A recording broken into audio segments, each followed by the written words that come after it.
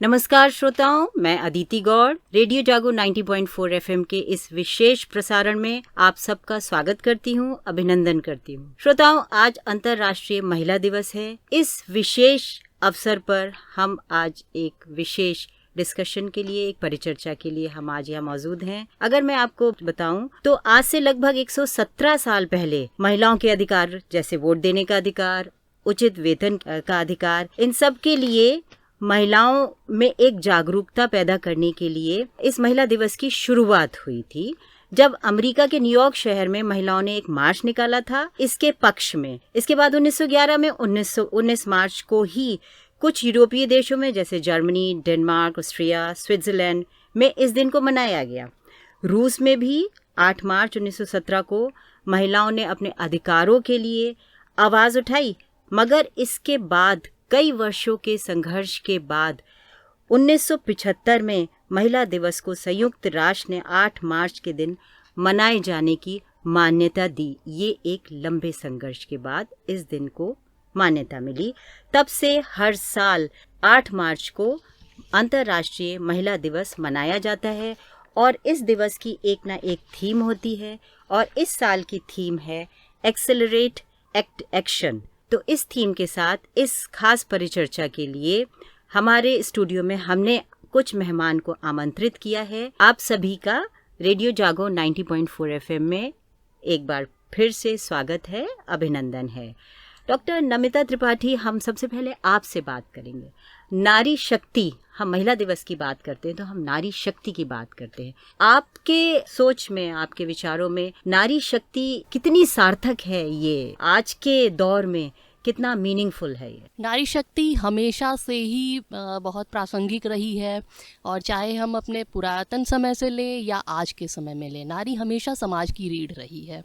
नारी पर पूरा समाज अवलंबित है, क्योंकि पहले तो जन्म देने से लेकर के बालक के पालन पोषण, उसकी शिक्षा दीक्षा, हम शिक्षा के क्षेत्र से जुड़े हुए लोग हैं, तो बालक की प्रथम शिक्षिका माता को ही कहा जाता है।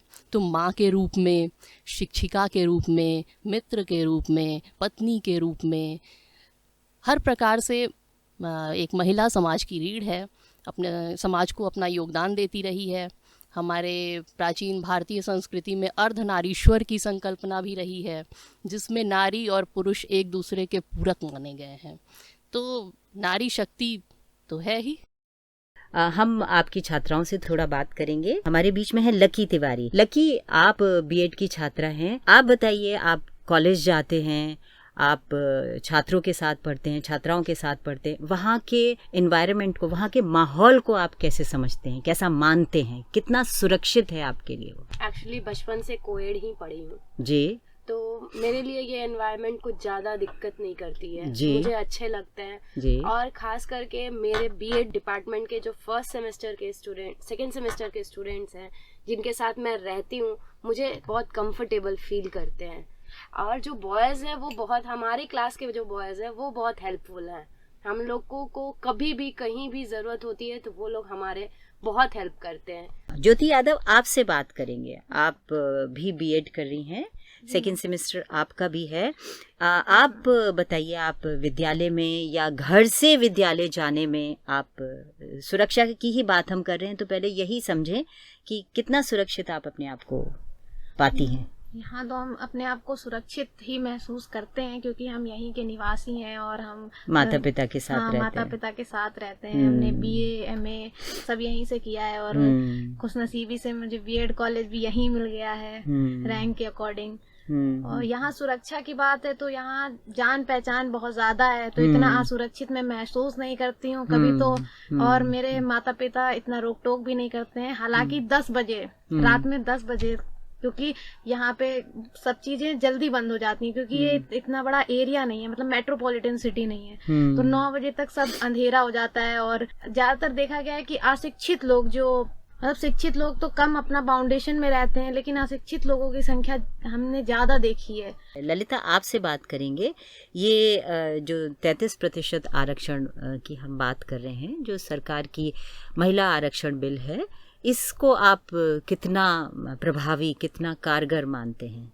कितना इसके फेवर में है आप? मैम प्रभावी तो होगा ही, क्योंकि जो फीमेल्स के प्रॉब्लम्स होते हैं वो सिर्फ फीमेल्स को पता होते हैं। आधे से ज़्यादा प्रॉब्लम्स जो हैं फीमेल्स हर किसी को बता नहीं सकती हैं, जिसकी वजह से लोगों को लगता है कि नहीं, इन्हें तो कोई प्रॉब्लम ही नहीं है। और जबकि एक महिला से पूछो तो वो अपने दैनिक दिनचर्या में वो कितनी सारी प्रॉब्लम्स को फेस करती है।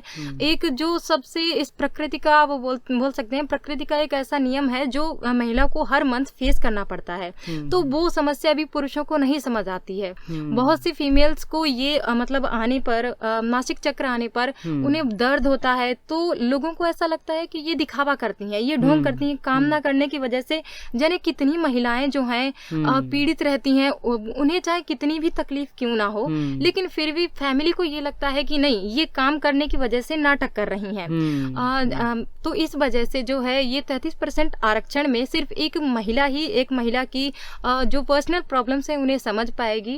और मुझे ऐसा लगता है कि ये जो 33% आरक्षण का जो नियम बनाएगा ये बहुत ही ज़्यादा आने वाले समय में फीमेल्स के लिए लाभदायक साबित होगा। काफ़ी लाभ। बहुत अच्छी आज का बहुत प्रोडक्टिव परिचर्चा रही आप लोगों के साथ।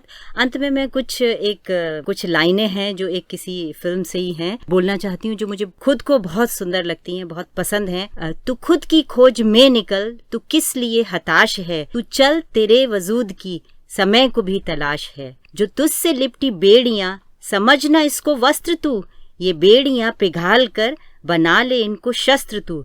चरित्र जब पवित्र है तो क्यों है ये दशा तेरी, ये पापियों को हक नहीं कि लेप वे परीक्षा तेरी। जला के भस्म कर उसे जो क्रूरता का जाल है, तू आरती की लौ नहीं, तू क्रोध की मशाल है। चुनर उड़ा के ध्वज बना, गगन भी कब कपाएगा, अगर तेरी चुनर गिरी तो एक भूकंप आएगा। तू खुद की खोज में निकल, तू किस लिए हताश है, तू चल तेरे वजूद की समय को भी तलाश है। इसके साथ ही मैं डॉक्टर नमिता त्रिपाठी आपका, लकी तिवारी आपका, ललिता कुमारी आपका, ज्योति यादव आप सबका बहुत बहुत धन्यवाद करती हूँ। आप रेडियो जागो 90.4 FM के स्टूडियो में आए, अपने विचार यहाँ हमारे श्रोताओं को इसके माध्यम से प्रकट किए। एक बार पुनः आपका बहुत बहुत धन्यवाद, अभिनंदन। बहुत बहुत धन्यवाद मैम।